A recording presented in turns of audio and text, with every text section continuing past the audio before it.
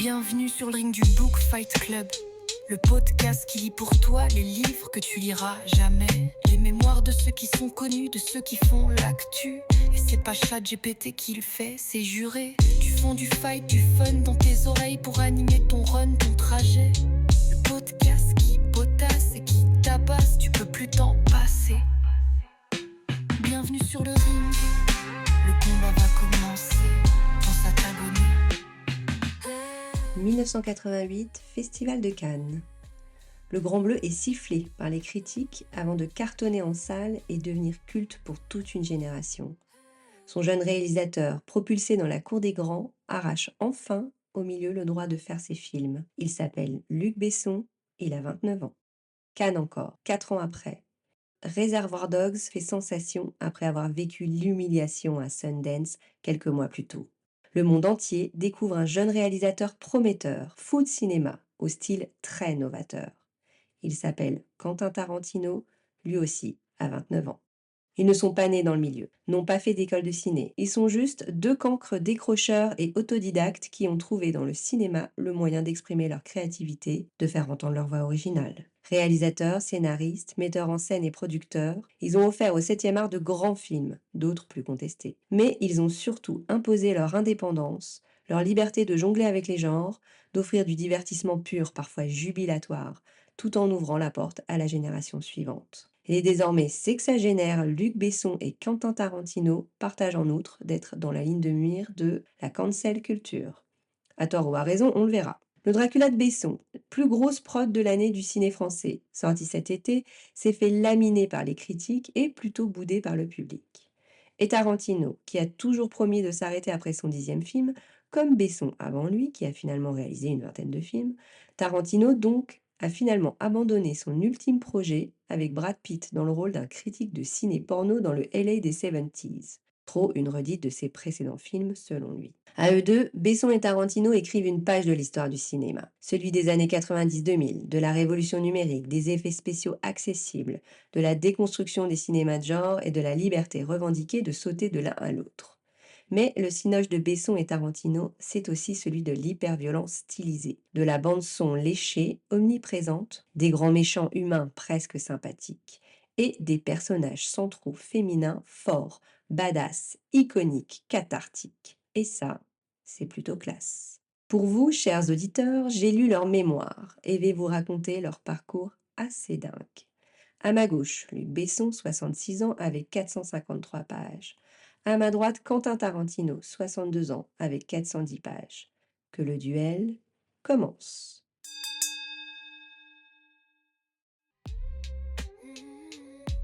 Premier round, Kids of Boomers.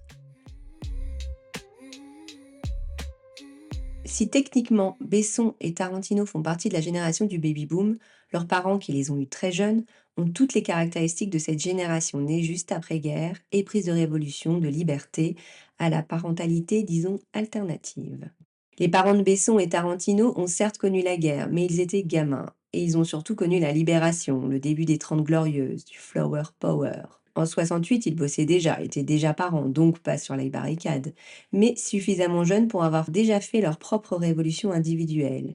Ils s'étaient libérés du carcan familial traditionnel explosé par la guerre, allaient où bon leur semblait, faisaient ce qu'ils voulaient, ce qu'ils pouvaient surtout, sans jamais prioriser leurs gosses, n'investissant sur leurs enfants ni le carcan rigide et bien souvent maltraitant qu'ils ont subi, ni leur propre projection narcissique étant bien trop occupés à se construire eux. Ben ouais, quand ils deviennent parents, ils sortent de l'adolescence.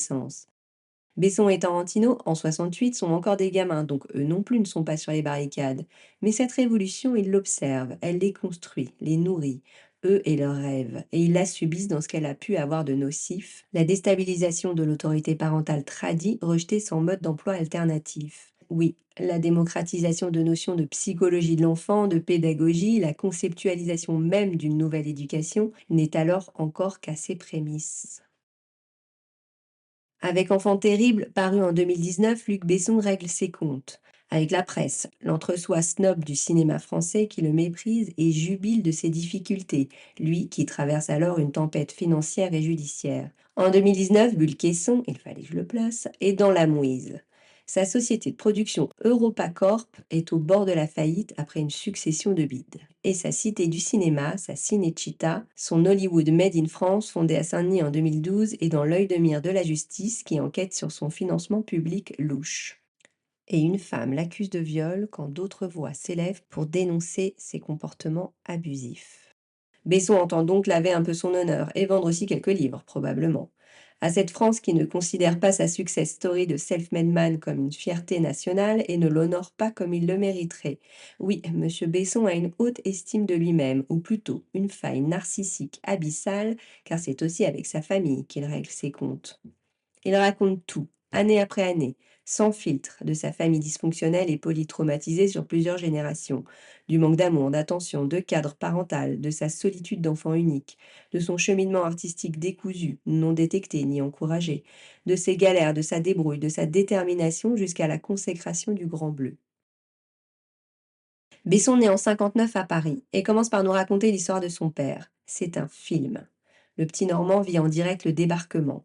Il a 7 ans et perd toute sa famille d'un coup quand leur maison est frappée par un obus allemand. Le gamin ne survit que grâce au bouclier du corps décapité de sa mère. Son père, mobilisé, est donné pour mort. Le petit est récupéré par l'armée américaine et finit par être placé chez des cousins. Mais d'autres cousins en veulent au maigre héritage de l'orphelin et kidnappent le gosse. Le père, grand-père de Luc donc, passé un temps dans le camp de l'ennemi nazi, est en fait bien vivant. Il est déserteur, membre du groupe terroriste anarchiste La Cagoule, et finit en prison. C'est de là qu'il envoie des collègues récupérer son fiston pour le coller à sa nouvelle femme à Paris, qu'il éduque à la dure, sans un gramme d'amour. Le gamin, devenu ado, découvre Saint-Germain-des-Prés, les boîtes de jazz, les mauvaises fréquentations. Il a 20 ans quand il rencontre la mère de Luc. La petite Bretonne a 16 ans, et aussi un pédigré bien glauque. Sa mère, fille de mère maquerelle à Saïgon, est alcoolique au dernier degré, et la colle chez des bonnes sœurs sadiques quand son père polygame se retrouve en tôle. Dès qu'elle le peut, elle se barre à Paris pour finir enceinte à 16 ans du père de Luc, devenu culturiste. Il se marie vite fait, elle accouche seule. Lui la trompe déjà à tour de bras et s'est barré suivre un plan cul et boulot dans un cirque en Angleterre. Elle y débarque avec le petit Luc sous le bras. Il l'école dans un hôtel miteux avant de vite déguerpir, car le père est menacé par des embrouilles avec des acrobates polonais. Un film, je vous dis. Retour à Paris. Le père ne pense qu'à s'amuser et cogne la mère. Il a ouvert une salle de muscu et récupère une lionne à garder pour un pote du cirque. Le bébé Luc trouve entre les pattes du félin l'affection qu'il ne reçoit pas de sa mère, qui est en fait en mode survie. Son père est champion de France de culturisme, accueille dans sa salle un jeune Autrichien, un certain Schwarzenegger, mais il se lasse de la muscu et s'embarque dans une nouvelle aventure. Le CET, l'ancêtre du Club Med, l'envoie en Croatie pour animer un centre de vacances. Le petit Luc a 4 ans, découvre la nature, surtout la mer. Et le chien du village, qui devient son seul ami, le seul à qui il parle. Ensemble, ils crapahutent toute la journée, en mode Robinson Crusoe. Quand il fête ses 5 ans, le père, moniteur de ski nautique, décide de l'initier et d'inclure femmes et enfants dans des numéros d'acrobatie à ski nautique particulièrement dangereux, du grand nimp. Le petit Luc ne voit quasiment jamais sa mère. Elle s'est mise à la plongée, une toute nouvelle pratique à l'époque. Il la voit parfois ramener des amphores romaines dont la Méditerranée regorge. L'hiver, la famille fait la saison de ski à Valoir. Le petit Luc apprend vite à skier, toujours avec son chien qu'il fait sauter discretos sur ses genoux dans le télésiège. Il va un peu à l'école du coin, mais sa vie est tellement peu structurée qu'évidemment il a d'énormes lacunes. Fini la Croatie, direction la Grèce, l'île de Ios, où les parents deviennent moniteurs de plongée. Une parenthèse enchantée pour le petit de 6 ans, qui a ses parents pour lui tout seul avant l'ouverture du club. Sa mère lui apprend à plonger. Il découvre le Grand Bleu, le seul véritable amour de sa vie. Elle tente vaguement de lui faire l'école par correspondance, mais lâche vite l'affaire car Luc est toujours en vadrouille. Disparaît parfois plusieurs jours, dort sur la plage avec les chèvres, se lie d'amitié avec un poulpe. Oui, oui, comme dans le doc Netflix La sagesse de la pieuvre. Cet hiver-là, la famille retourne à Paris. Luc va à l'école pour de bon. C'est le choc. Avec ses cheveux blanchis par le sel marin, son teint merguez et son incapacité à marcher avec des chaussures, le petit sauvage ne s'intègre évidemment pas dans son école de la rue Saint-Denis où ses camarades sont littéralement des fils de pute. D'un coup, sa mère disparaît et on le colle sans rien lui expliquer chez la grand-mère alcoolo qui connaît à peine. Heureusement, il y a sa jeune tante qui s'occupe de lui et une gentille voisine qui les laisse mater la télé quand la grand-mère est trop bourrée. Une nuit, la vieille vient même les réveiller. Venez voir, il y a un homme qui marche sur la lune. Luc a 10 ans. Sa mère réapparaît. En fait, elle sort de l'hôpital où son père l'a envoyée à force de la tabasser parce qu'elle voulait avorter. Finalement, les coups ont eu la peau du fœtus. Pas de flic, pas de plainte, évidemment. La mère reprend Luc et ils vivotent à deux dans une chambre de bonne à Paris. À l'école, ça craint. Les fils de pute sont violents, font eux-mêmes le tapin pour quelques clopes. Le petit Luc, qui ne rêve que de retrouver le Grand Bleu et son poulpe, doit apprendre à se défendre. En 68, les parents se sont remis ensemble et font la saison d'hiver à Valloire. Le père a ouvert une boîte de nuit, la mère une crêperie. Il va à l'école du coin quand son père rentre et rentre de l'école quand sa mère part. Ses parents s'évitent, se trompent mutuellement, et Luc est seul, livré à lui-même. Leur histoire de cocufiage explose en une apothéose de violence, le couple se sépare enfin, définitivement. À Paris, ce printemps-là, ça chauffe.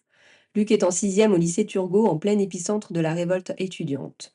Du haut de ses 11 ans, il ne comprend pas bien ces jeunes privilégiés qui s'insurgent contre les privilèges et versent dans la violence pour défendre une liberté d'expression dont ils abusent pour l'imposer à tous. Son année de sixième est foutue, et quand sa prof de français lui dit de quand même lire Le Rouge et le Noir, il découvre surtout le rayon BD de Gilbert Jeune. Coup de foudre immédiat, enfin, il a envie de lire. Sa mère l'emmène au ciné pour la première fois voir Le Livre de la Jungle de Walt Disney. Choc esthétique et émotionnel. Le cinéma, c'est magique, et Mowgli, c'est lui. Le jeune Luc se couche en pleurant. Il veut être élevé par une panthère et un ours. Sa mère refait sa vie en banlieue et se débarrasse de Luc en pension à 20 minutes à pied de chez elle. Abandon, déprime, échec scolaire. Cette année-là sort le nouveau film de Kubrick, 2001, l'Odyssée de l'espace. Luc tanne sa mère pour le voir. Un choc absolu. Des portes s'ouvrent dans son esprit sur l'immensité de l'univers, de la vie, de ses possibilités. Luc passe de justesse en quatrième dans un collège de Seine-et-Marne où s'installe pour de bon sa mère et son nouveau mec, qui tolère à peine le gamin. Son père aussi a refait sa vie, s'est même marié sans avertir son fils, et attend un enfant. Luc redouble sa quatrième, tombe amoureux de filles plus âgées qui ne veulent pas de lui, a le cœur brisé à chaque fois. Il rejoint son père l'été en Bulgarie, sur la mer Noire. Son daron ne le calcule pas, la révolte monte. Luc décide de devenir cosmonaute pour quitter ce monde pourri, et chope des moteurs à poudre par son voisin qui bosse chez Air France. Il se met à construire des fusées qui décollent à plus de 1000 mètres, jusqu'à ce que la tour de contrôle de Roissy le prie d'arrêter ses conneries. Cet été-là, au Maroc, avec son père, le chef d'éco, architecte de formation, l'initie à la photo artistique, à la musique, au jazz. Choc esthétique again. Le petit Luc découvre que l'art existe, avec son langage parallèle pour exprimer ses émotions, son point de vue sur le monde. En troisième, il se passionne pour la photo, lit des magazines spécialisés, emprunte le Canon du voisin, prend en photo son chien, une copine de classe, et aussi pour la musique. Il achète des 33 tours qu'il écoute sur la platine du voisin. Son beau-père n'aime pas la musique. Quant à son père, il pète les plombs quand Luc le bat au slalom lors de la saison d'hiver, au lieu d'être fier de son fils. L'ado sort de sa tristesse d'enfant mal aimé pour sombrer dans le dépit, la colère, l'aigreur, qui n'a pas complètement quitté le Besson adulte toujours blessé. Il passe l'été au Maroc, mais sur la côte méditerranéenne cette fois. Il fait une rencontre miraculeuse, un groupe de dauphins. Il raconte une expérience mystique, presque charnelle, un sentiment d'amour et de joie infini quand il plonge du bateau pour jouer avec eux, saisit un aileron, se laisse entraîner au fond. Cette fois c'est sûr, il veut devenir delphinologue. Sa conseillère d'orientation connaît pas et lui conseille la filière mécanique, puis ses piètres résultats. Il se contente d'aller voir les dauphins du jardin d'acclimatation le week-end avant d'arrêter. Trop dur de les voir dans leur bassin trop petit, de ne pas nager avec eux. En Sardaigne, l'été suivant, il découvre la plongée à 40 mètres, le grand bleu, le vrai. Le monde du silence, de l'obscurité, la pesanteur qui disparaît, la sensation d'être une plume. Il se dit que ce serait bien que quelqu'un fasse un film sur le sujet. 16 ans, les hormones en furie. Il ne sait pas y faire avec les filles. Sa mère a un nouveau bébé, mais son beau-père se méfie de Luc, a peur qu'il se venge de son mal-être sur le petit. Encore une blessure, lui qui adore son petit frère.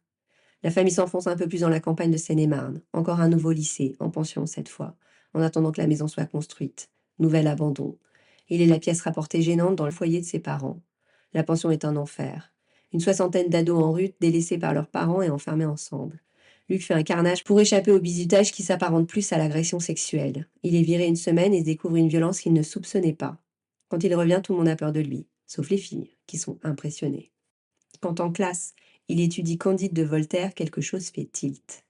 On peut, derrière une simple fable, évoquer des sujets plus profonds, philosophiques, utiliser l'imaginaire pour questionner le réel, les mots, l'écriture, l'imagination, encore un langage de plus pour exprimer des émotions.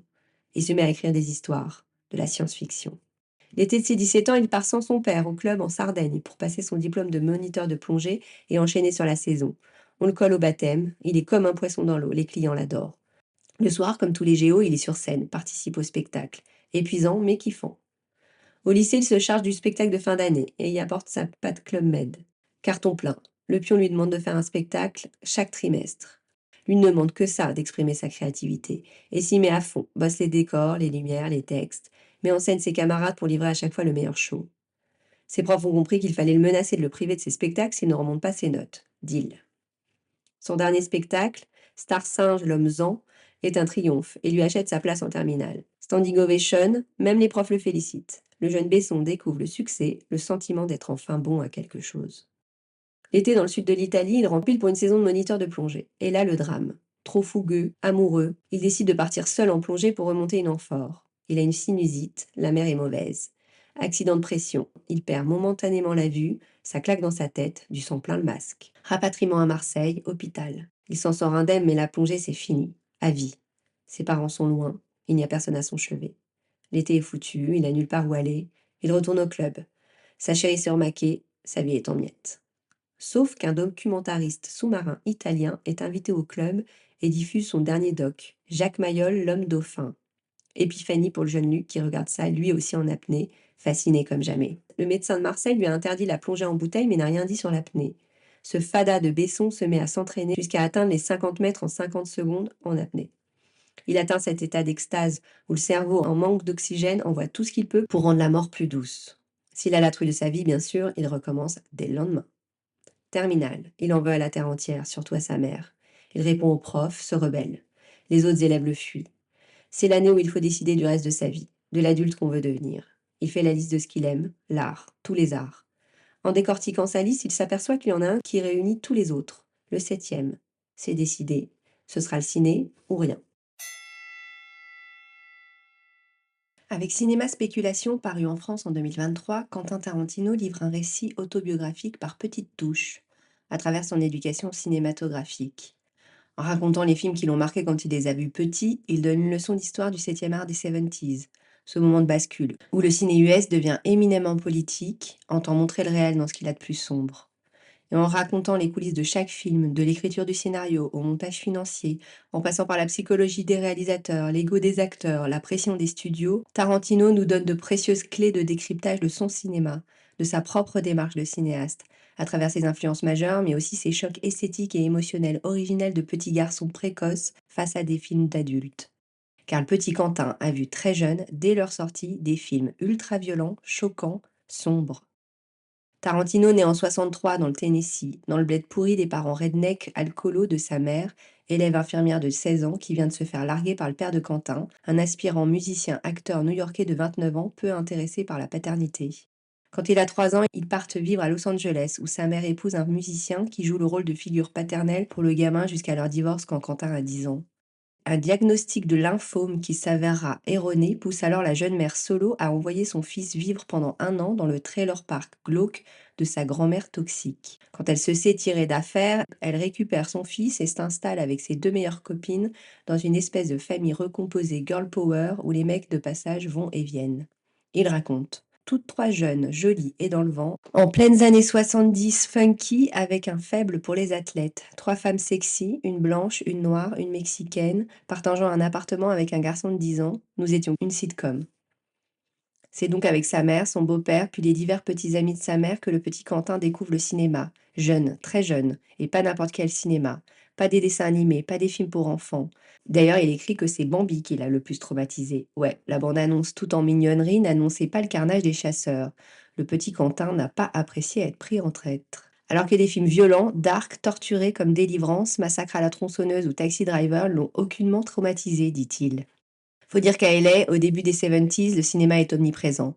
Les salles indépendantes sont légion, chaque quartier en compte 2 ou 3. La vidéo n'existe pas encore et la télé ne passe que les vieux films barbants des années 50.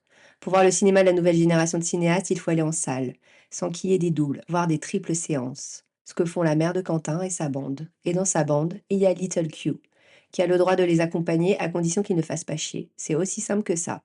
Tarantino explique. Pendant la journée, j'avais le droit d'être un gamin normal, agaçant, poser des questions idiotes, être puéril, égoïste, vous savez, comme la plupart des enfants. Même s'ils m'emmenaient avec eux le soir dans un chouette restaurant, un bar, une boîte de nuit ou au cinéma, je savais que c'était un moment entre adultes. Si je voulais qu'on m'autorise à être là, je n'avais pas intérêt à faire chier le monde. Ce qui en gros signifiait ne pose pas de questions idiotes, ne va pas croire que tu seras le centre de l'attention, ce ne sera pas le cas. Les adultes sont là pour discuter ensemble, s'amuser, plaisanter. Ma mission était de la boucler. Parce que si je me comportais en gamin emmerdeur, la prochaine fois on me laisserait à la maison avec une babysitter. Et je ne voulais pas rester à la maison. Je voulais prendre part au moment entre adultes. Choquant? Ouais, avec nos yeux d'aujourd'hui. Je ne sais plus lequel de mes enfants faisait encore il y a peu des cauchemars à cause du poisson lanterne dans Nemo. Mais on va pas se mentir, ça avait quand même l'air cool cette époque où on pouvait se permettre d'être parent en sacrifiant le minimum sans jamais culpabiliser. Pour le petit Quentin, c'est le bonheur, et il tombe accro au cinéma instantanément. D'autant que ses parents lui expliquent tout ce qu'il n'a pas compris patiemment et sans tabou après la séance, voire lui racontent ce qu'il a loupé s'il s'est endormi. Et surtout, ils lui apprennent tout de suite que le cinéma, ce qui se passe sur l'écran, c'est pour de faux. Le petit jubile d'être le seul gamin dans une salle qui se gondole à un sous-entendu sexuel qu'il ne saisit pas. Mais il comprend par la réaction mi-amusée, mi-gênée du public qu'il se passe quelque chose de coquin, d'interdit. Tarantino fait ainsi son éducation par les films et par l'observation des réactions du public, ce qui lui donne une acuité presque innée de l'impact émotionnel et cognitif d'une image, d'un dialogue, un sacré atout pour un futur cinéaste, et pour briller dans la cour d'école. Le petit Quentin raconte aux copains ses films qu'eux n'ont pas le droit de voir. Quand il réalise que son éducation est différente, sa mère lui répond: Quentin, je me fais plus de soucis pour toi quand tu regardes les infos. Un film, ça ne peut pas faire de mal. Ouais, c'est vrai qu'on est alors en pleine guerre froide. Les jeunes Américains sont envoyés à la boucherie au Vietnam, les émeutes raciales sont réprimées dans le sang, un fou vient de faire un carnage avec sa secte à Hollywood, l'économie tangue suite au premier crash pétrolier. Le contexte est alors pas mal anxiogène. Bon, je ne peux pas croire que mater Délivrance à 11 ans n'a aucun impact psychologique. Moi, je l'ai vu à la trentaine et certaines images me hantent encore. D'ailleurs, quand il raconte le film à ses camarades, les parents s'alarment et interdisent à leurs enfants de fréquenter ce gamin perturbé qui raconte des horreurs. Mais l'époque est libérale, surtout en Californie. Tarantino raconte que la psychologue scolaire qu'on l'envoie voir est elle aussi passionnée de ciné et lui raconte en détail les chiens de paille de Peckinpah qu'il n'a pas encore vus. Bon, elle zappe la scène de viol, quand même. Oui, c'est nimp, mais cette dame sait sans doute que pour entrer en communication avec ce gamin bizarre, vaut mieux parler sa langue. Car très vite, il n'y a plus que ça qui compte, le cinoche. Et sa mère finit par le déposer au ciné de son choix, où il s'enquille une, deux, trois séances. Il va revoir inlassablement les films qu'il aime, il est obsessionnel, décortique, analyse chaque plan. Le gamin ne rêve sans doute pas encore de faire du cinéma, mais il ne vit que pour ça. Lit tout ce qu'il peut sur le cinéma, magazines, bouquins, il exerce son œil et enrichit son savoir encyclopédique. C'est un nerd tendance Asperger qui a trouvé très tôt son objet de fixation. Avec Reggie, joueur de football américain black et boyfriend éphémère de sa mère, il découvre le cinéma Blaxploitation. Le cinéma produit par la communauté afro-américaine pour la communauté est diffusé dans des ciné noirs, dans des quartiers noirs. Donc le petit Quentin, 9 ans, se retrouve le seul blanc-bec de la salle. Et en termes de réaction du public, il est au spectacle et adore l'expérience qu'il renouvellera ensuite régulièrement seul. Tarantino raconte: J'avais observé toutes sortes de publics réagir à divers types de films, mais je n'avais encore jamais rien vu de comparable à la réaction de la salle pendant la projo. Putain, ils ont détesté. Et ils sont mis à hurler des grossièretés pendant les 45 minutes restantes du film.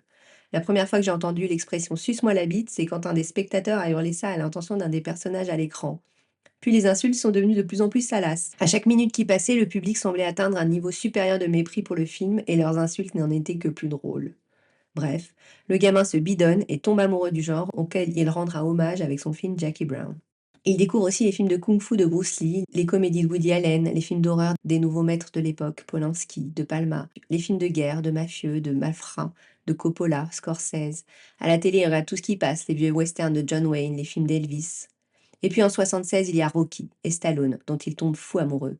Son histoire le fascine. Ce petit Italo-américain new-yorkais, pas si beau, pas si brillant, mais suffisamment malin pour s'écrire ce rôle sur mesure devenu culte. Sa ténacité pour monter le projet, éviter les pièges d'un Hollywood féroce, où il débarque avec sa caisse pourrie, bourrée de ses affaires, de sa femme et de son chien. Un film en soi. Évidemment, l'école passe au second plan. Il est intelligent mais pas intéressé, fait des conneries, et décroche définitivement après avoir redoublé sa troisième. Son truc, c'est d'écrire. Des bouts de romans, des scénars. Mais s'il ne va plus à l'école, il faut bosser. Tant qu'à faire dans l'univers du ciné. Sa chance, c'est qu'avec sa grande taille, il peut mentir sur son âge. Et à l'époque, on n'est pas trop regardant. C'est comme ça qu'il devient à 16 ans ouvreur dans un ciné porno. Mais rapido, il bosse dans une boutique de location vidéo. Home Sweet Home, le Graal. Être payé pour parler ciné, conseiller ciné, vendre ciné. C'est là qu'il découvre les films européens qui ne sont projetés que dans les salles de ciné d'auteurs new-yorkaises. Les Français de la Nouvelle Vague, Godard, Truffaut, Romer. Mais aussi le ciné asiatique avec John Woo, les maîtres japonais. Ça lui permet de subir la pauvreté de la production ciné des années 80 et le retour à l'autocensure des studios, rendu frileux par les enjeux financiers croissants dans l'industrie et le ressac réac des années Reagan. Vers 18 ans, il s'inscrit dans un cours de théâtre, travaille ainsi l'art du dialogue, de l'interprétation, et ne s'interdit pas de mettre un pied dans le monde du cinéma en tant qu'acteur. Avec son collègue et grand pote de la boutique de log vidéo, Roger Avery, qui deviendra aussi cinéaste, il commence à caresser l'ambition de se lancer vraiment et de faire du cinéma, son cinéma. Deuxième round, le ciné et rien d'autre. Retrouvons Besson à 18 ans, quand il arrive à la conclusion que le truc fait pour lui, c'est le cinéma. Sauf que il a zéro culture ciné et n'y connaît rien de rien. Nada, que dalle, podzob. Dans son trou de Seine-et-Marne, le cinoche du coin ne passe que des Belmondo et des Louis de Funès. Et il ne monte à Paris que pour les blockbusters, genre Star Wars. Son beau-père, ancien pilote de course, a un bon pote assistant réalisateur, Grand Perret. Les parents l'invitent à dîner dans l'espoir qu'il décourage le jeune Luc de se lancer dans cette folie. Sauf que la passion de l'ado à apprendre, à découvrir ce monde qu'il ne connaît pas, séduit le pro qui l'invite à venir filer un coup de main sur un tournage de court-métrage. Le jour J, il est tout de suite dans le bain, fait de la manute, se sent enfin dans son monde, sa tribu. Il écrit: On m'a juste demandé si j'étais là pour le film. Il n'y a rien d'autre qui compte, et il n'y a qu'une seule cause à défendre. Dieu est le film, et tout le monde est là pour le servir, jusqu'à la mort. J'ai l'impression d'avoir trouvé ma religion, et de tomber amoureux pour la première fois. La stratégie qu'il adopte pour justifier sa présence sur des tournages est de se rendre indispensable. Il se porte direct volontaire pour remplacer le gardien de nuit et sécuriser le précieux matos de tournage, les caméras, les objectifs, les projecteurs, qu'ils passent la nuit à sortir de leur boîte et étudier. Il ne dort pas, ne se change pas et remplit la journée suivante à faire des sandwichs pour tout le monde. Quand il rentre chez sa mère, il lui annonce qu'il lâche le lycée et part à Paris pour suivre sa vocation, faire du ciné. Elle panique bien sûr, tente tout pour le retenir. Rien à faire. Il va faire ses adieux grandiloquents au lycée, tout le monde se fout de sa gueule. Le doute s'insinue, mais trop tard pour faire machine arrière. Il débouche chez son père à Neuilly. Lui, l'ancien acrobate de cirque, puis culturiste, puis géo au Club Med, maintenant rangé des voitures, lui, le père défaillant, se reconnaît dans ce fils rebelle et intrépide et décide de le soutenir dans son projet. Il lui offre sa chambre de bonne au 6e. Mais par où commencer? Il a l'adresse d'une librairie de ciné et 200 francs en poche filés par son père. Il achète l'annuaire du cinéma et un obscur traité de mise en scène. Il tape l'incruste dans les studios de Billancourt. Comme le gardien le recale, il escalade l'enceinte en grimpant sur un camion. Il se mêle à la file de figurants et se retrouve par hasard sur le tournage d'Un éléphant ça trompe énormément. Pendant des semaines, il écume les adresses de son annuaire pour retenter le coup mais fait chou blanc. La panique monte. Grâce à ce qu'il gagne en une saison de ski au club, il peut tenir encore quelques mois. Sa mère se décide à l'aider. Un ami d'amis est staffeur. Il travaille à la déco pour fabriquer les objets en plâtre destinés à être explosés devant la caméra. Coup de bol, il bosse sur le tournage de Moonraker, le prochain James Bond. Sur le tournage, il copine avec un assistant caméra et peut assister à quelques scènes avec Sir Sean Connery himself. Et il a chopé un tuyau. Gaumont produit des programmes courts diffusés en salle avant le film et ils ont toujours besoin de nouveaux sujets. Besson va harceler la nana responsable du truc pendant des semaines, lui proposer des centaines de sujets et se faire recaler encore et encore. Pendant des mois, il cherche en vain du taf, n'importe lequel, pourvu qu'il puisse remettre les pieds sur un tournage. Aussi, il écrit des scénars.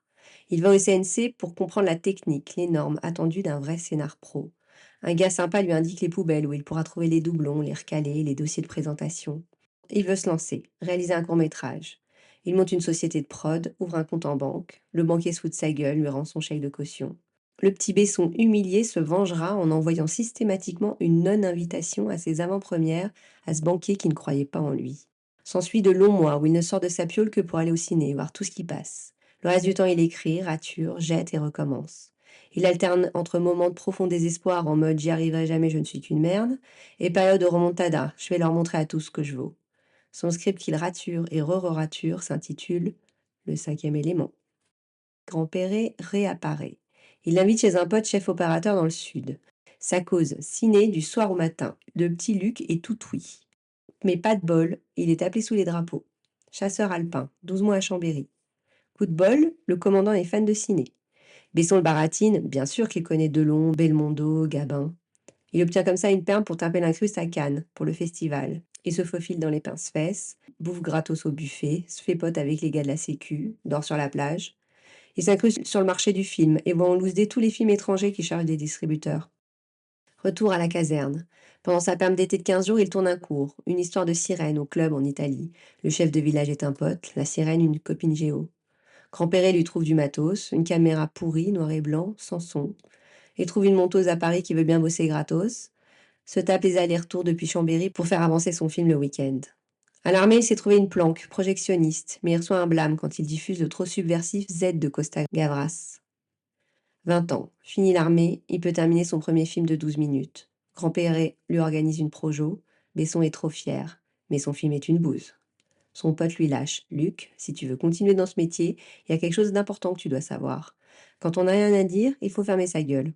Douche froide, glaciale même. Luc s'effondre, puis comprend, met le feu à la pellicule et remercie son mentor. Retour à Cannes. Grand-Perret lui confie un court-métrage à vendre avec deux inconnus, François Cluzet et Christophe Malavoie. Il tape l'incruste au palais en escaladant un camion régie télé et en se faufilant dans les salles de la sortie.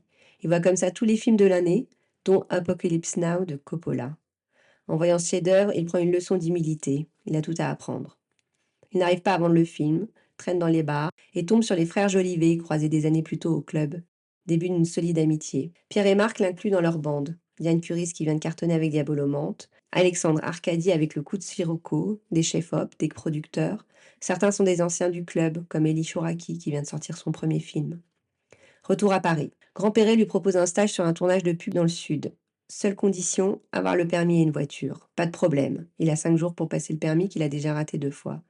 Le jeune Besson supplie un examinateur, décroche le précieux papier rose. Son beau-père refuse de lui prêter sa caisse, pas le choix, il la vole et fonce à Nice. Le réel de la pub est Jean-Claude Brialy. Luc Besson est l'homme à tout faire du premier assistant sadique et futur réalisateur respecté Régis Varnier. Le petit Luc court partout, trouve des solutions à tous les problèmes, se fait remarquer. Grand-Perret le rappelle sur un tournage de Piala avec Depardieu et Isabelle Huppert. Là, c'est l'enfer. Piala est cinglé, torturé, odieux, vire ses équipes du jour au lendemain. Besson entrevoit là les affres de la création, la douleur, la peur de s'exposer, de se mettre à nu, même quand on est un réalisateur confirmé.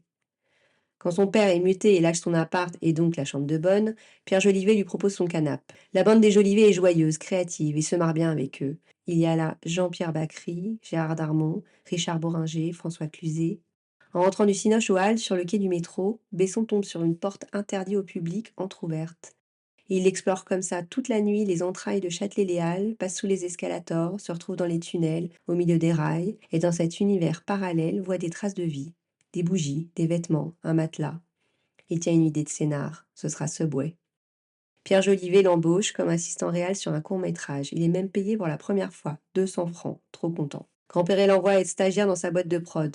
Il se retrouve à garder le gosse du directeur de prod, à faire les sandwichs sur tous les tournages, à apprendre à Jean-François Stévenin à tenir sur des skis nautiques, à relooker en express un grenier blindé de merde en chambre d'hôtel classe avec zéro budget. Il devient un expert de la débrouille et de l'huile de coude. En faisant l'assistant bénévole de Pierre Jolivet, qui prépare un album et cherche un guitariste, Besson tombe sur Éric Serra, un génie de 19 ans qui sait jouer de tous les instruments et composera toutes ses musiques de films. Besson se colle à la réal d'un clip pour son pote Jolivet. Il a repéré la piscine désaffectée des Lilas qui fera un super décor gratos. Enfin des compliments, le clip est hyper réussi. Petit à petit, il se crée un petit réseau et il se retrouve premier assistant sur un navet avec Galabru. Pas de budget pour le casting, il s'y colle et rencontre un géant muet, au nez d'aigle et au regard de mérou, comme il l'écrit. Besson a trouvé sa muse et un ami pour la vie, Jean Reno. Entraînant dans Paris, il repère des décors d'apocalypse, un cinéma en démolition, des chantiers, une idée lui vient. Pierre Jolivet et Jean Reno sont les derniers hommes sur Terre. Noir et blanc, pas de dialogue, juste du bruitage et la musique d'Éric Serra. Sans un rond, mais avec une bande de potes prêts à travailler gratos le temps d'un week-end, il tourne son premier vrai court-métrage intitulé L'avant-dernier. Sélection à Avoria, four, tout le monde s'en fout de son cours chelou. Mais son bruiteur a adoré le concept et lui suggère d'en faire un long-métrage. Toute la bande est partante, retour à l'écriture. Le film s'appelle Le Dernier Combat. Pierre Jolivet active son réseau, trouve des investisseurs plus ou moins louches. L'équipe se monte, le budget est râle et pâquerette, mais le film se fait avec des bouts de ficelle et beaucoup de débrouille, de créativité. C'est une course contre la montre, quand par exemple il faut tourner une scène dans un ancien bâtiment EDF qui va être rasé le lendemain. Seule solution pour gagner du temps, tourner caméra à l'épaule, finalement un plus à l'image. Le tournage terminé, il faut passer à la bande-son et régulariser sa situation avec l'administration. Il n'a pas fait les démarches nécessaires auprès du CNC, le film n'a pas d'existence officielle. Son ego fait des montagnes russes. Un jour, il se croit arrivé et le roi du monde, le lendemain, patatras, une merde arrive et toute son existence est remise en question. C'est insensible, notre Bulcasson. Et il a de la chance. Un investisseur l'a lâché. Il n'a plus un rond pour sonoriser son film, mais le patron d'une société de mixage lui propose de le faire gratos, à condition que son film serve de cobaye pour étalonner un tout nouveau système venu des US. Le Dernier Combat est le premier film français mixé en Dolby Stereo. Retour à Avoriaz, le film est sélectionné mais pas encore sorti du labo. Course contre la montre et les éléments. La veille de la projection, tempête de neige. La route va être fermée. L'assistant qui a la précieuse bobine n'a pas de chaîne. Besson, désespéré, appelle son beau-père qui, héroïquement, saute dans sa caisse, chope la bobine et parvient de justesse à lui monter en station. Larmes, bonheur et montagne russe, je vous dis. Incapable d'assister à la projo tellement il est angoissé, il fait les comptes avec Pierre Jolivet. 4 millions de francs de dettes. Si le film ne marche pas, ils sont morts. Ils ne se rendent pas compte que leur film fait un triomphe pendant ce temps-là. Prix du public, prix de la critique, prix spécial du jury. C'est De Niro, président du jury, qui lui remet le prix. Luc Besson ne sait plus où il est et n'arrive pas à aligner 2 mots de remerciement.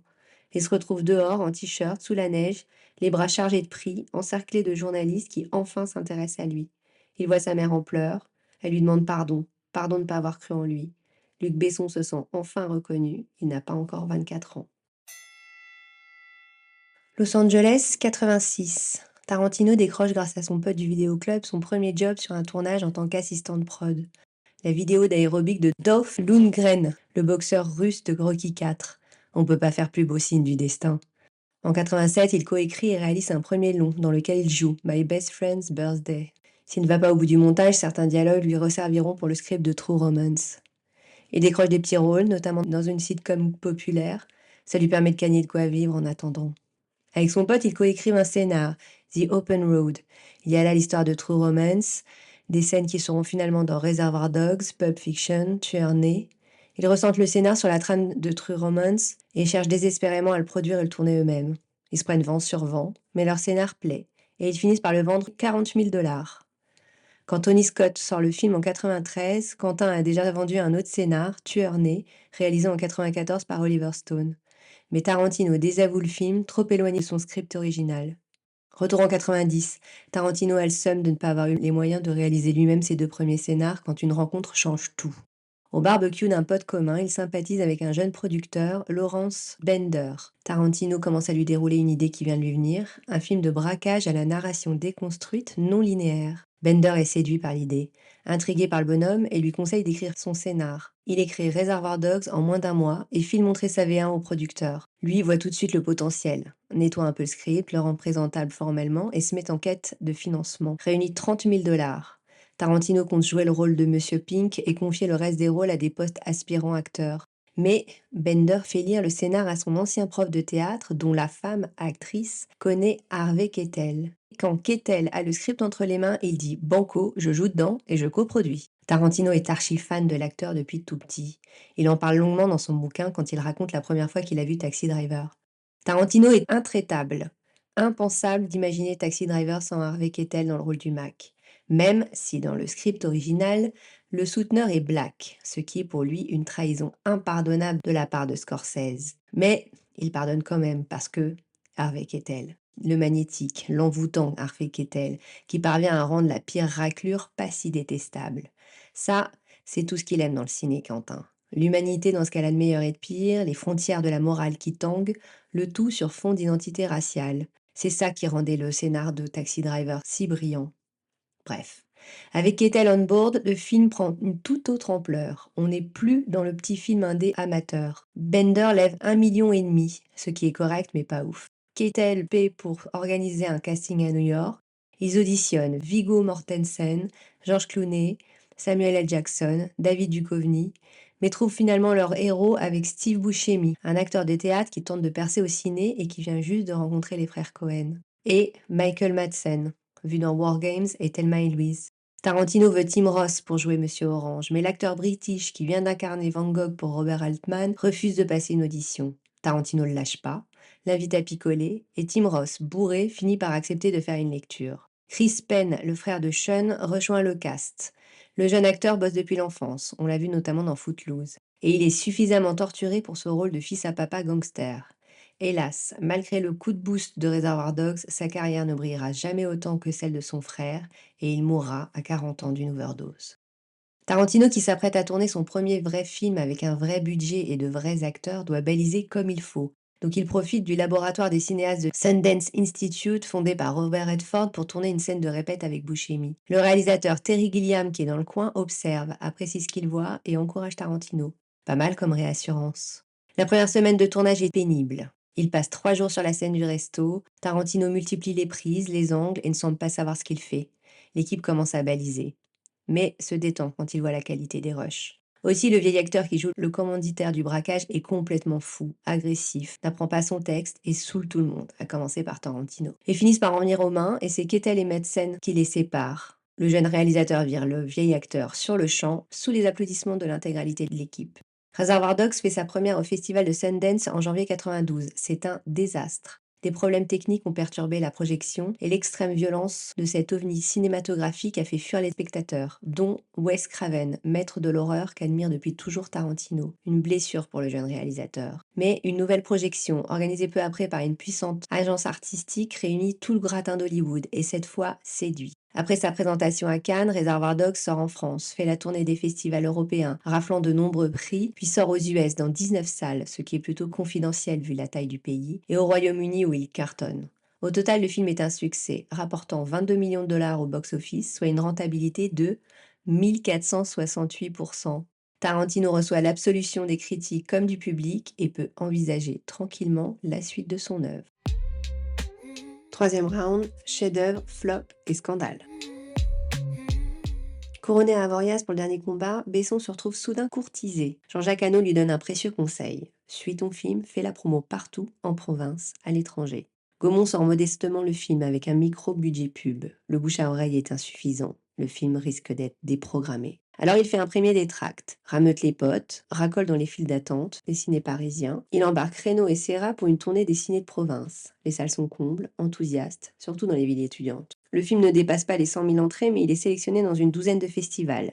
La tournée mondiale commence, les prix pleuvent. S'il a bien vendu son film à Canal+, la toute nouvelle chaîne payante, les comptes sont toujours dans le rouge. Et un film qui ne se rembourse pas est un no-go pour un deuxième film. Arcadie lui propose la réelle de ses plans de coupe en Tunisie. Gros tournage, plein de figurants, Besson se fait la main. Il réalise le clip d'Isabelle Adjani pour sa chanson Pull Marine écrite par Gainsbourg. C'est une rencontre. Elle est sympa, pro et prend la lumière comme personne. Besson se remet à l'écriture de Subway, réfléchit au casting. Il pense à Charlotte Rampling. Au premier rendez-vous, son mec, Jean-Michel Jarre, monopolise la conversation pour décrocher la musique de film. Mais ce sera Serra et personne d'autre. Rampling hésite, veut modifier le script, fait sa diva. Pour le rôle principal, il rêve de Sting. Le chanteur alors en plein carton Roxane adore le dernier combat. Parti de rien comme lui, Sting n'est guidé que par sa passion pour la musique. Besson lui pitch Subway, il répond « Alright, let's do it ». Toscan Duplantier, alors directeur de la Gaumont, connaît pas Sting. Et Rampling doute qu'il sache jouer. Besson organise une rencontre. Les deux Anglais se parlent d'abord sans lui. Elle le dézingue, lui son script. Sting n'est pas dupe. Besson la vire et appelle Adjani qui est ravi. Avec Sting Adjani au casting, la Gaumont passe la seconde. Reste à trouver quelques semaines communes dans leur emploi du temps de mégastar. Un tournage de Zulawski bloque tout. Besson négocie directement avec l'ours polonais. L'école Piala a été utile. Mais ça traîne, et Sting ne peut pas mettre sur pause plus longtemps sa tournée mondiale. Adjani lui suggère un inconnu, Christophe Lambert, qui vient de finir Greystoke. Lambert est cool, libre, deal. Besson rameute les potes. Reynaud, Bonringer, Bacri, Galabru. Le tournage démarre, de nuit, dans le métro. Besson embrouille la meuf de la RATP, monte un casse millimétré pour tourner la scène de braquage dans la rame dans son dos. Un film dans le film. Il a vite oublié les leçons de son premier film et laisse dérailler le budget. 7 millions de dépassements. Film beaucoup trop long. Adjani l'encourage à couper ses scènes à elle. À l'époque, elle sort avec Warren Beatty, qui veut produire son prochain film sur la mer. Il lui file 25 000 dollars. Besson croit gagner au loto, mais comme une grosse erreur de débutant. Il vient de lui céder les droits du Grand Bleu pour des clopinettes. Subway sort, carton public, à la lie critique. La presse parle de films d'ado attardés. Besson s'en fout. Toujours plus surendetté, il doit faire un autre film rapido et prier pour qu'il cartonne. Il découvre avec la scénariste de Betty la méthode américaine, carrée, méthodique, efficace. Il fait fabriquer des caméras sous-marines sur mesure pour tourner en scope, 300 000 balles. Betty n'avance rien tant que le script n'est pas verrouillé. Chez Gaumont, le big boss Nicolas Seydoux partage sa passion pour la mer. Rassuré, Besson renvoie son chèque à Betty en mode « Ciao, merci, mais on avance sans toi ». Retour du chèque par l'avocat. Le directeur de la Gaumont comprend l'embrouille. L'agente d'Adjani a prétendu représenter Besson pour lui brader le Grand Bleu contre un meilleur deal sur un autre film. Une fois les droits en poche, Betty est allée négocier une avance d'1 demi-million chez la Fox. Traquenard juridique, le film est mort. Seule solution, Gaumont rachète les droits à la Fox et Lux s'excuse auprès de Betty qui se sent insultée. Besson enrage de ce racket, mais split. Le film ressuscite. Besson traque l'insaisissable Jacques Mayol et le rencontre enfin à Marseille face à la mer. Il reçoit son absolution. Besson embarque Serra et Reynaud en bateau pour les repérages. Corse, Italie, Grèce. Reynaud, qui est tout sauf un nageur, s'entraîne d'arrache-pied. Rosanna Arquette, qui vient de cartonner avec Recherche Suzanne désespérément, dit banco direct. Reste à trouver son héros, son Mayol. Christophe Lambert ne le sent pas. Il sort de Highlander, sa côte explose, il est au-dessus de ça. Rencontre avec Lanvin, bon feeling, mais Gérard est un terrien, la mer c'est pas son truc. Le casting à Londres révèle le franco-américain Jean-Marc Barr. Il est beau comme un dieu, bilingue et a été maître nageur dans une autre vie, un cadeau du ciel. Le tournage démarre. Sa compagne, celle qui débine d'ailleurs dans son livre avec une très grande violence sans jamais la nommer, l'actrice Anne Parillo est enceinte. Cette année 87, il devient père pour la première fois et réalise son premier chef-d'œuvre. Premier problème, le retour aux vidéos de la caméra sous-marine plante. Il faut cadrer à l'aveugle. Le temps que la pellicule soit développée à Paris, 6 jours de tournage passent à l'as. Les rushs sont foirés. Il passe 12 jours à trouver le bon cadre. Il est sous l'eau quand on l'avertit que sa fille est en train de naître. Ce jour-là, il découvre le bonheur d'être père et ses premiers rushs enfin bien cadrés. Mais la petite a un problème. C'est une enfant bleue, dit le médecin, inconscient de l'ironie. L'oxygène circule mal, suivi obligatoire. Reprise du tournage en Sicile sous la protection inévitable de la mafia. Retour à Paris, sa fille de 5 mois se fait opérer d'urgence. Greffe d'une artère qui était atrophiée. Deuxième opération, l'artère greffée est trop petite. Troisième opération, il faut clipper l'artère qui envoie trop de sang vers le cœur. Son bébé passe près d'un mois dans le coma. Besson croit mourir d'angoisse. La petite s'en sort, il peut reprendre le tournage. Direction New York, mais le cœur n'y est pas, Besson appelle Paris toutes les heures. 6 semaines en Grèce. Pour jouer Mayol enfant, il prend son demi-frère, le fils de sa mère et de son beau-père qui l'accompagne sur le tournage. Et pour jouer le père de Mayol, son propre père. Grosse gênance freudienne. Inconsciemment, il a réuni ses parents sur l'île où il les a vus heureux pour la première et dernière fois. Île Vierge, tournage avec les dauphins. Un dresseur de Floride a ramené 3 bestiaux par avion. La baie est sublime, l'eau cristalline, mais les dauphins sont de piètres acteurs. Ils disparaissent dès que ça tourne ou se mettent à copuler frénétiquement, et font un carnage parmi les poissons locaux. Sous l'eau, c'est infilmable. Trop de bulles qui troublent l'eau, trop de cadavres. Le dresseur connaît un groupe de dauphins sauvages dans les Bahamas. Avion privé, bateau, le budget se creuse, les jours de retard s'accumulent. Mais bingo, la trentaine de dauphins tachetés se laisse volontiers filmer. Besson plonge avec eux, c'est l'extase de son enfance retrouvée, la caméra en plus. Retour à Paris pour développer les rushs. La salle de projection de Gaumont est occupée par un certain François Mitterrand qui s'offre une petite pause ciné. Le président regarde avec lui ses rushs de dauphin. Besson pleure devant la beauté de ces images. Mitterrand s'ennuie. Direction le Pérou. Pour rejoindre le col à près de 4500 mètres, le président péruvien a prêté son train officiel, qui est braqué par une colonne d'hommes à cheval armés jusqu'aux dents, le Sentier Lumineux, le groupe terroriste qui fait 70 000 morts dans les années 80-90. Besson explique au chef la méprise, lui pitch son film. C'est bueno, vamos. Le tour du monde se termine. Les Maldives, puis le lac de Tignes pour tourner les scènes de plongée sous la glace. C'est éprouvant. Jean-Marc Barr, en bon petit soldat, refait volontiers les prises dans l'eau à 1 degré. Clap de fin, 9 mois d'aventure dingue. Maintenant, il faut monter. Couper ses 12 minutes de dauphin est un crève-cœur. Sa seule copine journaliste est maintenant rédac-chef de Première et lui offre la couverture sans voir le film. La presse enrage, convaincue que Première a vu le film avant tout le monde. Même PPDA fait sa crise pour avoir sa projo privée. Besson répond à la presse par lettre qu'ils verront le film à Cannes ou en salle comme tout le monde. Vengeance lors de la première projo de presse le matin à Cannes. Le film est hué, sifflé. On parle de ratage monumental. Le soir, montée des marches angoissées avec les acteurs dans leurs costumes bleus assortis. Projection devant 2500 personnes venues du monde entier qui s'en foutent de Besson et sa guéguerre avec la critique. Standing ovation, émotion, visage en larmes. La presse persiste et signe, le film qui sort en salle est une bouse. Et les premiers chiffres ne sont pas bons. Sa fille se fait réopérer et en salle d'attente, Besson s'effondre. Le sort s'acharne un peu trop. Sa fille s'en sort pour de bon cette fois.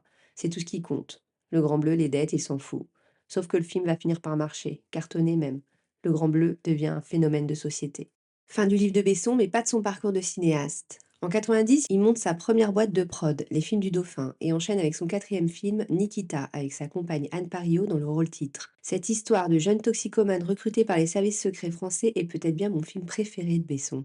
Le génial Chicky Cario, qui vient malheureusement de nous quitter, signe les yeux fermés, Jean-Hugues Anglade et Jean Reno aussi. Anne Parillo suit un entraînement militaire, s'entraîne tous les jours à porter à bout de bras son Desert Eagle, un gun particulièrement lourd. Quand des flics la contrôlent, elle leur fait croire qu'il s'agit d'un faux. Besson pousse le vice de la méthode Actor Studio en l'obligeant à passer 1 mois et demi seul dans une usine désaffectée sans se laver, avec 5 francs par jour pour manger, et n'ayant le droit de sortir qu'en perruque et costume du film. Comme d'hab avec Besson, les critiques français l'éreintent, mais Nikita est le premier film français à dépasser les 5 millions de dollars de recettes aux US, et Parillo remporte le César de la meilleure actrice. Avec Léon, sorti en 94, Besson développe le personnage du nettoyeur de Nikita déjà interprété par Jean Reno. Tourné en anglais, le film révèle la jeune Nathalie Portman, alors âgée de 12 ans, qui a forcé la porte du directeur de casting qui l'a trouvée trop jeune. Gary Oldman est fan de Besson et s'engage sans même lire le scénar. Le tournage se partage entre New York et un studio en banlieue parisienne. Les critiques français taillent le film pour son message bêta, mais le public est au rendez-vous. Et le film rapporte aux US plus de 5 millions de dollars dès le premier week-end. Pendant ce temps, Besson s'est marié avec Maïwenn Lebesco, enceinte de lui à 16 ans. Lui en a 32. Ouais. Elle donne naissance à la deuxième fille de Besson et se fait larguer moins de 3 ans après, quand Besson tombe l'off de son actrice sur le tournage du Cinquième élément. Ce grand film hollywoodien, le film le plus cher produit en Europe, est une prod franco-française, il y tient, aussi pour choper les aides du CNC. S'il a caressé l'idée de rempiler avec Reno, c'est finalement Bruce Willis qui joue l'ancien militaire devenu chauffeur de taxi. Pour le rôle de Lilou, près de 8000 actrices sont auditionnées. Besson flash sur Mila Jovovich, mannequin serbo-russe inconnu. Le tournage est énorme, entre la Mauritanie, l'Arabie Saoudite, le Royal Opera House de Londres et les studios Pinewood sur le plateau de James Bond. Encore une fois, accueil critique partagé. Les Français y voient un spectacle divertissant mais débile, et aux US aussi l'accueil est plutôt froid. Si le film recueille 8 nominations au César, remportant la meilleure photo et la meilleure réalisation, il est boudé aux Oscars. Mais c'est un carton, avec plus de 43 millions d'entrées dans le monde. 98, Besson devient producteur et fait jackpot avec la franchise Taxi. Il sort Jeanne d'Arc avec Mila Jovovich dans le rôle titre, dont il divorce rapidement. Pour la petite histoire, Besson a en fait piqué son film à Catherine Bigelow quand il s'est associé à la prod et a imposé sa femme au casting. Menace de procès, arrangement à l'amiable, Bigelow s'incline. Besson, qui dans son livre a juré de ne jamais abuser de son pouvoir, lui a mis bien à l'envers à l'ex de James Cameron. C'est moche et c'est dommage parce que Jeanne d'Arc by Bigelow ça aurait eu de la gueule. Le tournage dans les campagnes françaises et tchèques est pénible, d'autant qu'un cascadeur meurt dès la première semaine, ça plombe l'ambiance. Et l'image déjà pas terrible de Besson qui apparaît comme un ado mégalo, tyrannique et sans limite. L'accueil critique est encore bof entre salut de la prouesse technique, de la modernité du perso et taillage en règle de son hystérie simplette. Le film engrange tout de même près de 67 millions de dollars. Arrivent les années 2000 et Besson devient producteur à plein temps. Sa boîte de prod s'appelle désormais EuropaCorp et enchaîne les cartons. La série Taxi, Yamakasi, Le Transporteur ou encore Taken, Banlieue 13. En 2005, il revient à la réal avec Angela, un flop. L'année suivante, il annonce qu'Arthur et les Minimoys, l'adaptation de sa série de romans pour enfants, sera son 10e et dernier film. Mais le succès le décide à enchaîner Fissa avec les 2 derniers volets de la trilogie qui, pour le coup, se plantent. Son plus gros carton de tous les temps est le film de science-fiction Lucy, avec Scarlett Johansson, sorti en 2014. Il fait une promo audacieuse, un jeu de piste online où il faut trouver des codes secrets pour accéder à des images exclusives du film. Avec près de 59 millions d'entrées dans le monde, c'est le plus gros succès du cinéma français à l'étranger, devant Taken 2, produit par Luc Besson, et Le Cinquième élément, réalisé par Luc Besson. La puissance de Besson enrage le milieu parisien qui parle de coûts marketing, de coquilles vides grotesques. Besson s'en fout. Il va réaliser son rêve d'enfant, adapter la BD Valérian. Il voit trop grand, dépensant compter 197 millions d'euros, un record pour un film français, se payant lui et sa femme coproductrice Virginie Silla grassement au passage, raflant plus de la moitié du budget salaire du film qui se plante grandiosement. Casting raté, scénar faiblard, CNN parle du plus mauvais film de l'année. Pour une fois, la France est moins cruelle, et le film y fait un bon démarrage. Mais le flop aux US et en Chine est mortel. Avec une perte nette de 120 millions d'euros, c'est un naufrage. Le cours de l'action d'EuropaCorp dévisse de plus de 40%. Besson tente de se refaire avec Anna, un film d'espionnage sorti en 2019, mais c'est encore un flop. On l'accuse de ressasser Nikita en moins bien et de misogynie. L'opinion américaine s'est retournée contre lui. En plein MeToo, on n'a pas oublié que Besson a épousé une fille mineure qu'il a larguée, elle et son bébé, pour une autre jeune et jolie actrice. En quasi-faillite avec EuropaCorp, il est accusé d'avoir bénéficié de protection politique en 2015 quand Macron, ministre de l'économie après avoir été son banquier, lui offre le financement public à 90% de sa Cité du cinéma. Puis il lui évite la liquidation grâce à un plan de restructuration très favorable de la Caisse des dépôts et consignations qui efface comme par magie 45 millions de dettes. Mais l'histoire fait pchit, l'enquête est classée sans suite en mai 2018. C'est pile à ce moment qu'une actrice porte plainte contre lui pour viol. Le rapport médico-légal témoigne d'une grande violence. La plaignante évoque une relation d'emprise, d'abus de pouvoir. Besson nie en bloc, parle d'une relation consentie, et début 2019, la plainte est classée sans suite. Mais la victime présumée se porte alors partie civile, et en décembre 2021, c'est un non-lieu, et son pourvoi en cassation est rejeté. Mediapart publie les témoignages de 8 femmes évoquant aussi des abus sexuels. Une enquête est ouverte, mais les délais de prescription, l'anonymat des plaignantes rendent le dossier trop léger. Besson est libre, mais cancel. EuropaCorp est sauvé par l'entrée au capital d'un fonds d'investissement américain. Besson est viré de la direction et la boîte de prod renoue avec les profits. Enfin, avec Dracula sorti cet été, Besson tente son comeback. La critique salue la beauté de la réalisation mais regrette une adaptation pleine de clichés. Le bon démarrage s'essouffle vite, avec seulement 2,5 millions d'entrées. Reste à voir ce que donnera la sortie US prévue début 2026. Perso, j'attends la VOD pour le voir. Ou pas. Retrouvons Tarantino en pleine tournée mondiale des festivals avec Reservoir Dogs. Alors qu'il voyage entre le Japon et l'Europe, il reprend un vieux script commencé avec son pote du vidéoclub, Roger Avery. C'est Pulp Fiction, un film à sketch mêlant humour et ultra-violence. Avec son producteur, il prend le million de dollars offert par la boîte de prod de Danny DeVito contre les droits du film pour créer leur propre boîte de prod, A Band Apart. Le projet est vendu à Columbia, mais la Major se débine, trouvant le scénar trop ouf. Et c'est finalement Miramax Film des frères Weinstein qui viennent d'être achetés par Disney qui rachète les droits. C'est leur premier projet depuis qu'ils sont passés chez Mickey et les frérots entendent bien prouver qu'ils sont toujours rock'n'roll. Ils mettent 8 millions sur la table. Pour jouer le personnage de Vincent Vega, Tarantino pense d'abord à son pote Michael Madsen, mais celui-ci préfère choisir le tournage de Wyatt Earp, ce qu'il regrettera après. C'est un autre beau brun aux yeux bleus qu'on a un peu oublié après ses rôles cultes dans Grise et La fièvre du samedi soir que Tarantino relance, John Travolta. Il casse ensuite Samuel L. Jackson et la mégastar du moment, Bruce Willis, qui accepte volontiers un cachet rikiki pour ce rôle de boxeur sentimental. Pour le premier rôle féminin, Miramax pousse des noms bankable comme Holly Hunter ou Meg Ryan. Pas trop la came de Tarantino qui préfère Pam Grier ou Angela Bassett. Mais il flash sur l'original Uma Thurman vu dans Les Liaisons dangereuses. Tarantino a trouvé sa muse et pense déjà au film qui lui offrira un rôle à sa mesure. Le tournage démarre à LA. Tarantino reste fidèle à son équipe technique de Reservoir Dogs et tourne en 50 ASA pour obtenir un résultat proche du Technicolor des années 50. Le film est bouclé en 2 mois. Et Tarantino choisit pour sa BO une playlist mythique, alternant des morceaux soul, rock, pop. Avant la sortie, Tarantino, qui a un peu pris le boulard, lâche son vieux pote Avery et ne le crédite pas sur le scénar. Il veut que le écrit et réalisé par Quentin Tarantino claque bien dans la bande-annonce. La brouille sera définitive quand Tarantino oublie de le remercier après avoir reçu le Golden Globe du meilleur scénar, même si Avery reçoit aussi conjointement l'Oscar ensuite. Les frères Weinstein prennent en main la promo en mode commando, une méthode qui fera de Miramax une machine à engranger les prix et les entrées.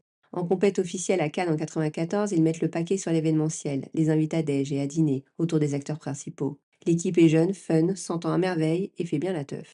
Lors de la première projection à la séance de minuit, Pulp Fiction électrise la croisette. Le casting 5 étoiles, l'humour des dialogues, la violence dédramatisée, ça change un peu des films dépressifs polonais habituels. Soulagement pour Tarantino, qui est une boule de nerfs et joue gros, il le sait. Il se pointe à Cannes dès le deuxième jour et s'enquille film sur film. Il sait déjà que la palme reviendra à 3 couleurs rouges de Kieslowski, bien chiant, bien cérébral, bien la came de Cannes. Mais Gilles Jacob, le président du festival, insiste pour que l'équipe soit là pour la cérémonie de clôture. Tarantino se dit ok, on aura un prix de consolation, genre une palme collective d'interprétation. La cérémonie se déroule, rien pour Pulp Fiction, Tarantino se décompose. Mais le président du jury, Clint Eastwood, son héros d'enfance, Dirty Harry lui-même, prononce et la palme d'or est attribuée à Pulp Fiction. Quand il montre recevoir le prix, une femme du public hurle quel daube, mais quel daube, it's shit! Le jeune réalisateur de 31 ans se marre et lui fait un beau doigt d'honneur devant une salle hilare. La suite, c'est la tournée des festivals européens et la sortie US qui rapporte près de 10 millions de dollars dès le premier week-end. Carton mondial, éloge critique unanime, film culte. Tarantino est devenu le chouchou d'Hollywood propulsé par la machine Miramax. Il a les mains libres pour la suite. Il commence par se rabibocher avec son pote Avery en produisant sa première réalisation, Killing Zoe.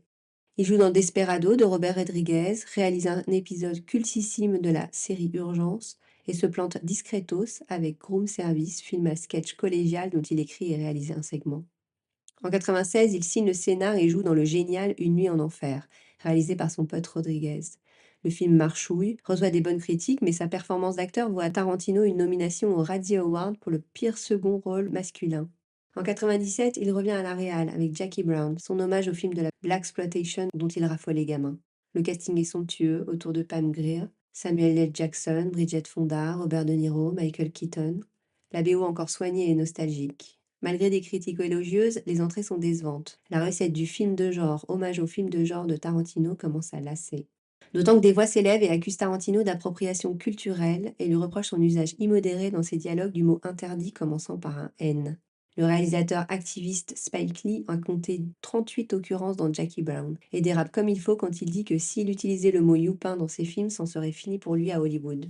Dans son livre, Tarantino raconte son enfance dans le LA multiculturel des 70s, la bande de sa mère de toutes les couleurs, et consacre tout un chapitre à une référence paternelle qui a compté pour lui et lui a ouvert les yeux sur les enjeux d'identité et de racisme. Floyd est le petit copain de passage de la coloc de sa mère. Noir, sans job fixe, un peu vagabond, roublard et peu fiable, il a pour Quentin la grande qualité de partager sa passion pour le 7e art. Après avoir disparu et brisé le cœur du gamin, il réapparaît quand Quentin a 15 ans. Sa mère accepte de louer une chambre à Floyd à condition qu'il garde un œil sur l'ado en plein décrochage scolaire. Floyd a grandi dans les années 50 en Louisiane, donc la ségrégation, le racisme, il connaît. Mais il a aussi la sagesse des anciens qui ont fait avec qui, quand les places du balcon étaient réservées aux Noirs au ciné, savait bien que ce sont de fait les meilleures places. Floyd complète la culture ciné de Quentin de tout un pan de l'histoire, celle des premiers rôles de noirs dans des films de blancs et des premiers films de noirs pour des noirs. Il enseigne la nuance entre le racisme pur, l'ignorance et le simple foutage de gueule. Floyd a une culture large, admire le talent, sans distinction de couleur, et qu'on ose encore lui dire qu'Elvis est raciste. Pendant cette année 78 passée ensemble, il voit des films, écoute de la musique et regarde la télé avec Floyd, qui lui enseigne, à sa manière, comment être un homme. Après Jackie Brown, Tarantino prend son temps, vit un peu, se remet de sa rupture avec Mira Sorvino, prend le large d'Hollywood, de la célébrité, et travaille sur un script sur fond de Seconde Guerre mondiale. En 2000, il renoue avec Uma Thurman et lui reparle du projet qu'ils avaient imaginé ensemble sur le tournage de Pulp Fiction, un revenge movie mi-western mi-kung-fu, centré sur son perso à elle. Il met un an à écrire Kill Bill, et quand la prod est prête à démarrer le tournage, Uma est enceinte. Mais Tarantino ne veut qu'elle, et décale le tournage. Elle accouche en janvier 2002 et se met à l'entraînement de katana en mars. J'espère juste qu'elle a bien fait sa réduc du Pyrénées. En juin, il file tourner en Chine, au Japon, puis au Mexique. Tarantino met le paquet, sauf les services d'un maître chorégraphe en arts martiaux, d'une société japonaise pointue pour les séquences en animé, et un casting mêlant vieilles stars déchues comme David Carradine et Daryl Hannah, et jeunes pousses prometteuses comme Lucy Liu. Le film sortira finalement en 2 parties à l'automne 2003 et au printemps 2004. Tarantino ne peut se résoudre à couper ce qui est selon moi son chef-d'œuvre. La critique est unanime, le box-office aussi. Une version longue cumulant les 2 volets est présentée hors compétition à Cannes, présidée en 2004 par Quentin Tarantino. Il rejoint à 41 ans Luc Besson dans la catégorie plus jeune président du jury du festival. Décidément, ces deux-là se suivent à Cannes, toujours à 4 ans d'écart. Entre production, réal pour la télé, flop de son Boulevard de la Mort dans le diptyque réalisé par l'ami Rodriguez, Tarantino peaufine encore son prochain grand film. Avec Inglourious Basterds, on est encore dans le genre western revenge movie, mais contre les nazis. Cette fable uchronique est tournée entre l'Allemagne et la France. Tarantino se découvre une nouvelle muse, l'incroyable acteur autrichien Christoph Waltz, et peut enfin faire tourner son pote Brad Pitt. Ce con de Jean Reno refuse net le rôle de paysan français collabo qui revient au plus malin et, entre nous, nettement plus talentueux, Denis Ménochet. On a heureusement échappé à Vincent Lindon, qui a aussi refusé le rôle, pas à sa hauteur de superstar. LOL. Le film est présenté à Cannes en 2009. Les critiques sont enthousiastes, mais certaines voix s'émeuvent de l'irrévérence faite au sujet douloureux de la Shoah, même si la vengeance est cathartique et jubilatoire.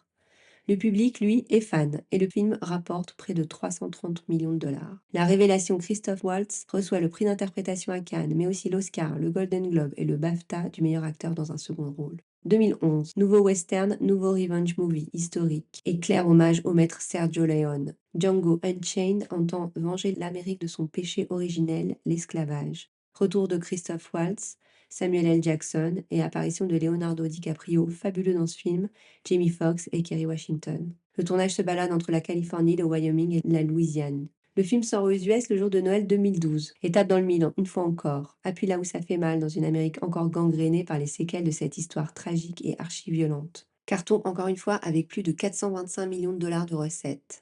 Spike Lee, encore lui, clame boycotter le film, parlant de manque de respect à l'égard de ses ancêtres, victimes de l'esclavage, cet holocauste. Oui, il utilise ce mot. Ça n'empêche pas Christoph Waltz et Tarantino de collectionner les récompenses, dont les Oscars, les Golden Globes, les BAFTA et les Black Film Critics Circle pour le meilleur acteur dans un second rôle et meilleur scénario.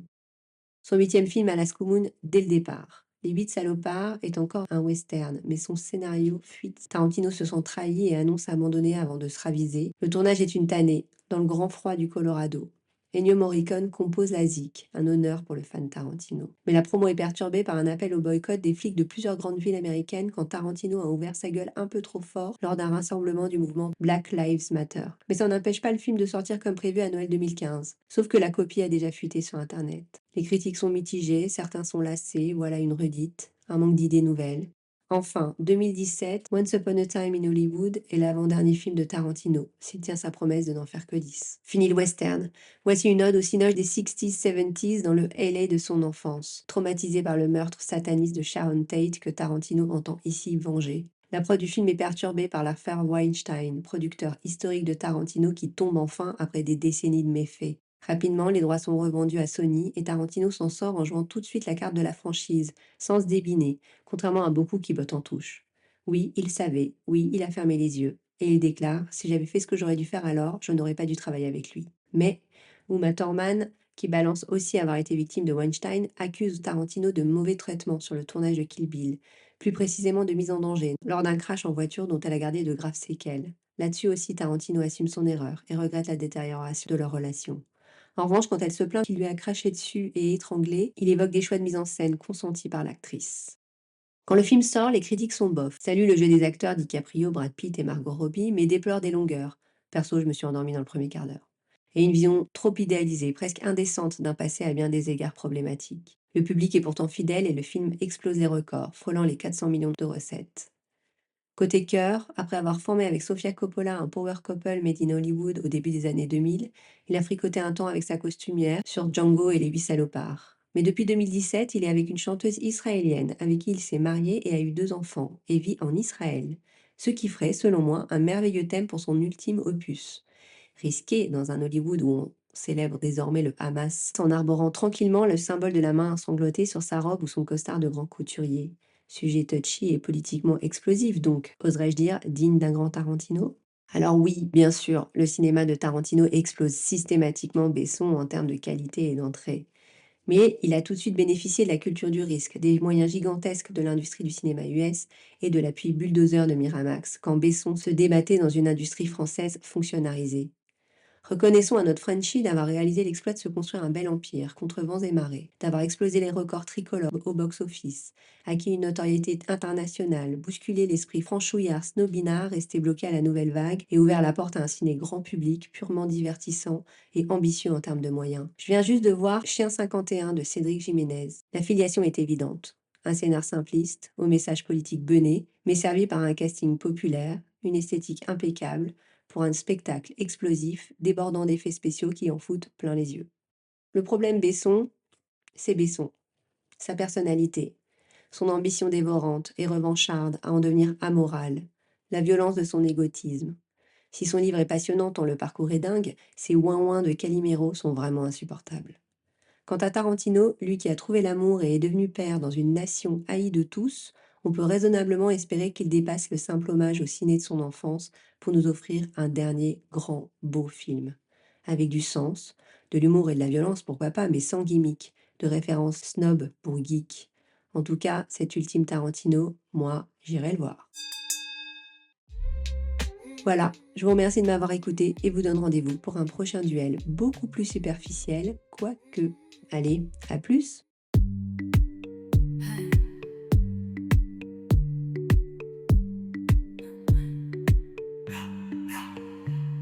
Ça y est, on referme le ring, on raccroche les gants, le duel est fini. Si t'as appris, t'as ri, mets des étoiles, un commentaire, ça n'a pas de prix. Parle du podcast, fais-le tourner. Si t'as pas vu le temps passer, le Book Fight Club dans tes oreilles reviendra, tu verras.